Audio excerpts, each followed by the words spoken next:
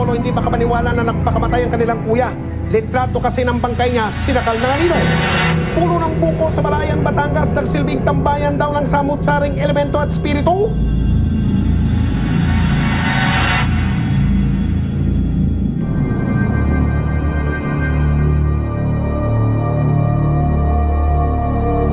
Ang mga kwento ng kababalagan hindi madaling paniwalaan.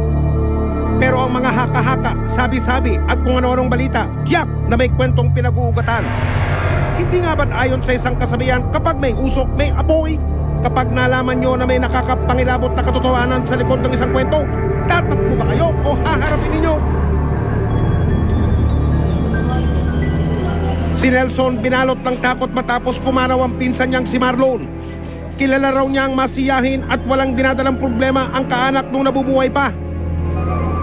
Kung kaya't malaking kababalaghan kung bakit lumabas sa resulta ng otopsya na siya rin ang tumapos sa kanyang sariling buhay. Ang gusto ko lang sabihin sa kanya, kung ano talagang dahilan kung bakit nangyari sa kanya. Yun ang malaking tanong namin sa kanya. Halos lahat. Labis daw ipinagluksa ni Nelson ang pagpanaw ng pinsang si Marlon. Hindi raw niya lubos maisip na wala na ang taong dati niyang madalas nakasakasama. Mamimiss ko sa kanya yung kakulitan, inuman namin.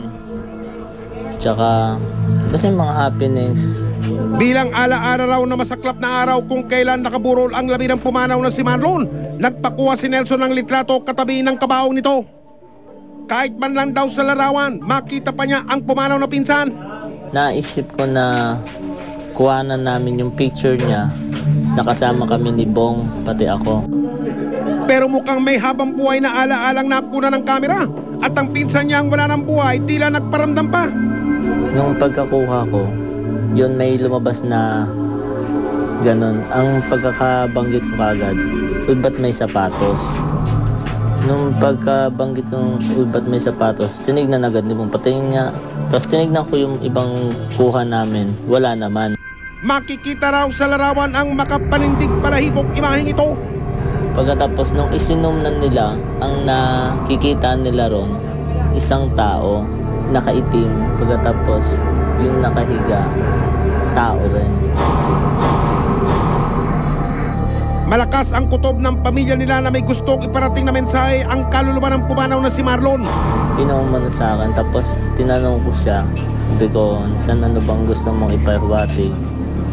Bakit ganito? Bakit ganito yung nakita namin? Ano nga kaya ang bumabalot na hiwaga sa nakunang larawan?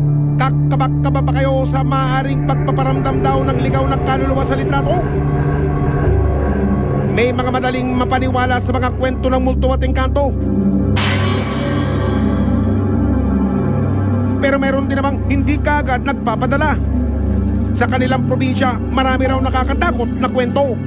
Pero ang pinatilyong si Benji, hindi raw mapagpaniwala sa mga ito. Parang hindi na pinagpapapansin yung mga ganung bagay. Pero hindi naman po kami ginagambala eh. Parang ano lang po. Siguro ba gusto lang makijami. Pero nang minsan daw sila mag-inuman ng barkada, hinamon siyang kumuha ng litrato sa kanilang lugar sa probinsya. Isang gabi po, nag-banding po yung barkada namin. Tapos picture-picture kami sa Digicam. Pero pag-click ng camera, inay ko po, may mahiwagang imahe na napunan sa litrato.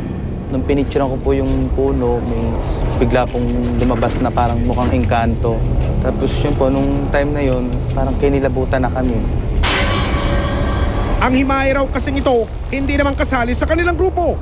Kaya't laking pagtataka raw niya kung anong klaseng nilalang ang tila nakihalubilo sa kanila. Yun nga po, nung nakita ko yung liwanag, sabi ko parang kakaiba to. Hanggang sa isinum ko nga po yung camera, nakita ko po yung mukha. Tapos pinakita ko po sa mga tropa. Unang tingin nga po agad nila, kita po nila na mukhang engkanto talaga. Sa kwento ng mga residente ng lugar, madalas raw may nagpaparamdam na multo sa tabi ng puno ng buko.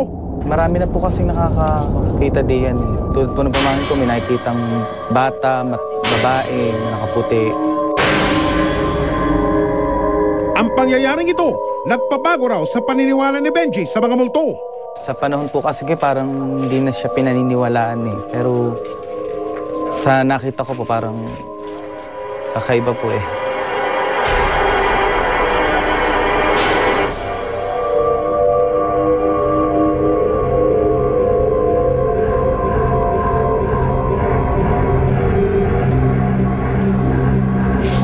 Susunod, mga misteryo sa litrato, multo o katang-isip lang ng tao? Itong part kasi nito, merong area na glossy. Itong nasa gitna yung glossy daw. Itong nasa paligid, hindi siya glossy.